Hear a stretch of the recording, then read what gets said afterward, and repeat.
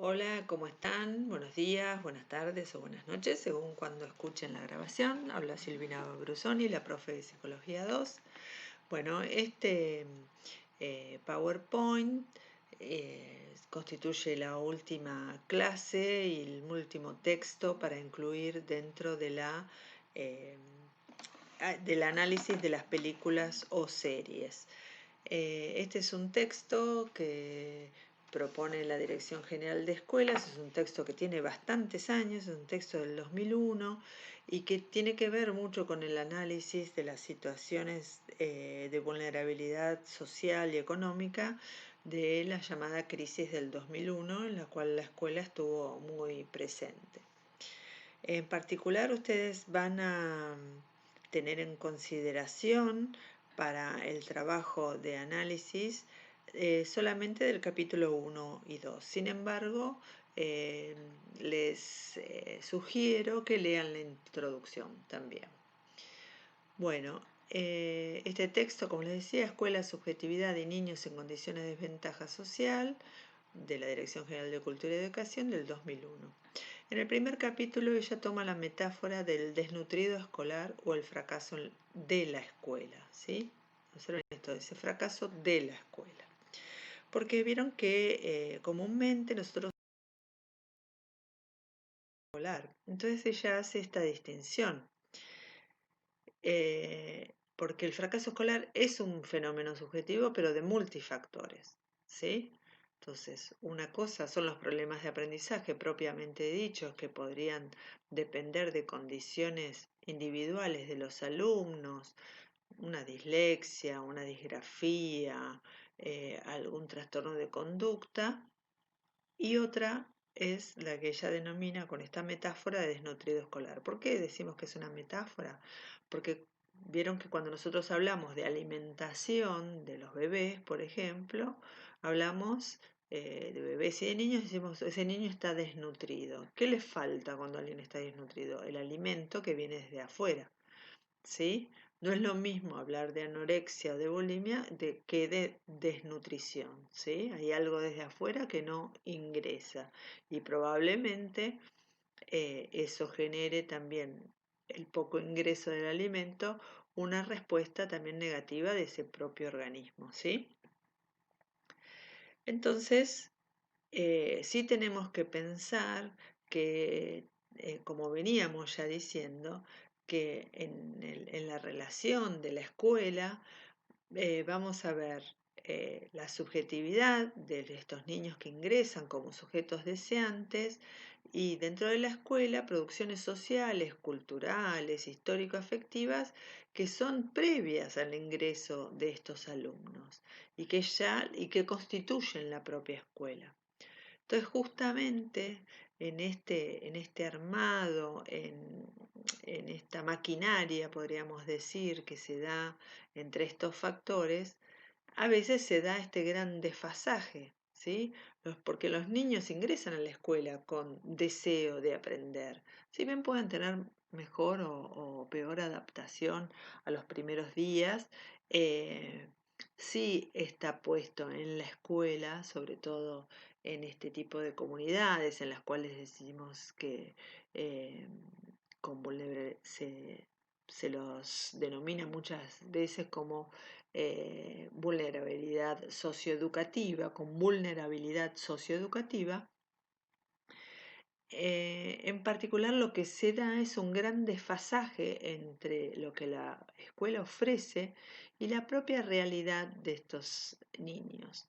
La propia realidad nos referimos a usos, costumbres, dichos, vocabulario, ¿sí?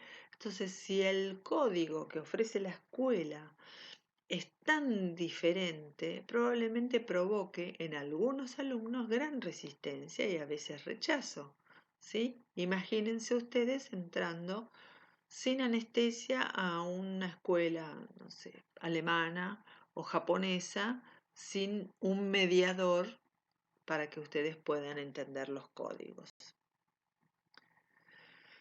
Entonces, focaliza con esta metáfora la problemática de las consecuencias psíquicas de los sujetos cuando la escuela los expulsa, ¿sí? Porque si la escuela no contiene a estos alumnos para ingresarlos en estas producciones culturales, en compartir estos bienes culturales, pero sobre todo en poder sumar los propios bienes culturales de los alumnos, estas ideas previas, estos saberes previos, se va a provocar una expulsión,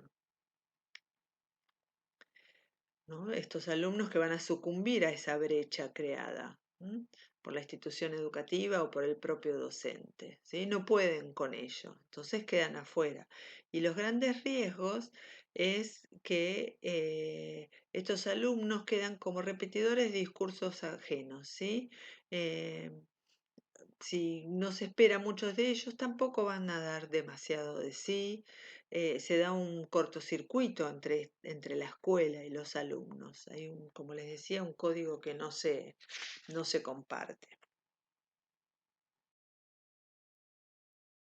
La situación o los riesgos de esta situación entre escuela y niños es la expulsión, de alguna manera, directa o indirecta, la inmediata derivación a personal externo, en general del campo sí, pensar, bueno, este chico tiene algo, ¿por qué no aprende?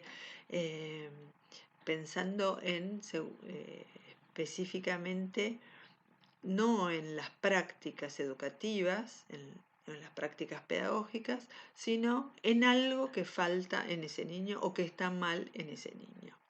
También en muchos casos la derivación a escuela especial, ¿no? Bueno, acá hay algo y entonces seguramente no es para escuela común. Estos dichos los seguimos escuchando en las escuelas. Y nos encontramos con familias que no cuestionan esas decisiones institucionales. Ay, sí, Juancito es como yo. A mí me costaba tanto la escuela y no entendía. Es que no le da, señor, no le da. Esas frases también se escuchan en la escuela. Entonces se da esta profecía del fracaso autocumplida y reforzada, ¿sí? Reforzada por la escuela. Y ahí se dan muchas situaciones el abandono y bueno, no, Juancito, entonces eh, ayuda en la casa, cuida a tus hermanos más chicos u otras tareas. Son niños que no tienen conflicto con el aprendizaje hasta iniciar la escolaridad. Esto es determinante, o sea, cuando uno habla con estas familias, desde quizás muchas veces de estos campos sí, observa que todo el resto de los aprendizajes, a comer, a caminar, a ser independiente en algunas destrezas, lo han logrado sin dificultad. O sea, han aprendido un montón de cosas hasta que llegan a la escuela. Entonces, esto también es un detalle para tener en cuenta.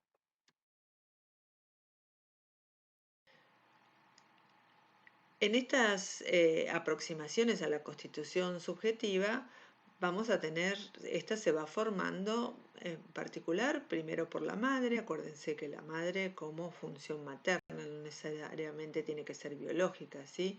Esa madre que al alimentar, cuidar este bebé, estar con él, acompañarlo, ya va alimentando a ese sujeto, ¿sí? De un montón de expectativas, de deseos. Lo mismo ocurre con la familia y la función paterna y la trama social y barrial, ¿sí? Todo esto va a constituir la subjetividad de ese niño y con eso él ingresa a la escuela. Un ejemplo de esto, ¿sí? Si la madre desde bebé le dice a Juan, le dice cachito o le dice bombonazo, si después cuando llega a la escuela uno no tiene esa apertura de preguntarle, ¿y a vos cómo te dicen en casa? O mamá, ¿ustedes en casa le dicen otra manera? Y ustedes siempre a Juan le dicen Juan Pérez, probablemente tampoco se sienta él incluido dentro de la escuela. Esto no quiere decir que cuando ustedes toman lista van a decir, ¿cachito vino? No sé, será una decisión de ustedes. Lo que quiero decir, y lo estoy provocando justamente con este apodo, es pensar en ese otro que está atrás de ese apodo. Me acuerdo de algunas experiencias propias mías que yo, cuando los chicos decían la Juana, la Susana, los criticaba, decían, no, chicos, así no se habla. Y yo reconozco un gran error de mi parte. En la escuela hablamos de esta manera. El discurso formal tiene que ver con ustedes, pero el decir así no se habla, así no está mal, de esa manera yo estaba criticando a esa madre, esa familia, esa trama social barrial, como que eso no sirve. Y en este segundo capítulo, después, Inés Rosbaco habla de los derechos de los niños en la escuela hacia la constitución de un ciudadano. Esto, ella nombra varios derechos y me parece que es importante que los vayamos nominalizando y son los que van a tener ustedes en cuenta en las películas y en las series para observar si estos derechos son vulnerados, son tenidos en cuenta. No específicamente lo tienen que hacer con cada uno, pero si hay alguno que ustedes ven destacado, ¿sí? Lo que tiene que ver con los orígenes propios, lo que tiene que ver con la cultura, esto que les decía, con el cuidado y la no discriminación, con el hablar y ser escuchado, ¿sí? El hablar y ser escuchado es un derecho fundamental porque hay para decir, siempre uno tiene para decir y este otro, que en este caso somos nosotros, tenemos que escuchar. Trabajar desde sus posibilidades, ser tratado como sujeto deseante, pensar lo propio, que sus tiempos sean respetados. Entonces, están los orígenes, la cultura, el cuidado y la no discriminación, el hablar, tener la palabra y ser escuchado, poder trabajar desde sus posibilidades, ser tratado como sujeto deseante, poder pensar lo propio y que sus tiempos sean respetados. Seguramente ustedes en las películas que han elegido van a encontrar situaciones diferentes, que quizás una docente sí respeta todas estos derechos y sin embargo quizás el directivo no. Bueno, me parece que más allá del análisis de la película, cuando lean el texto van a ver que no es un texto complejo, sin embargo obviamente estoy aquí para recibir sus dudas y consultas, como digo siempre.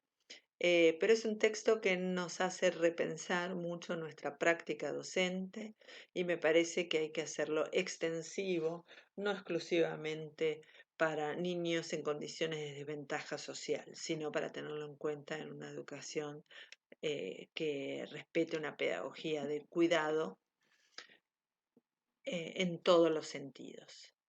Bueno, por ahora nada más. Espero que esto les sirva y voy esperando sus producciones.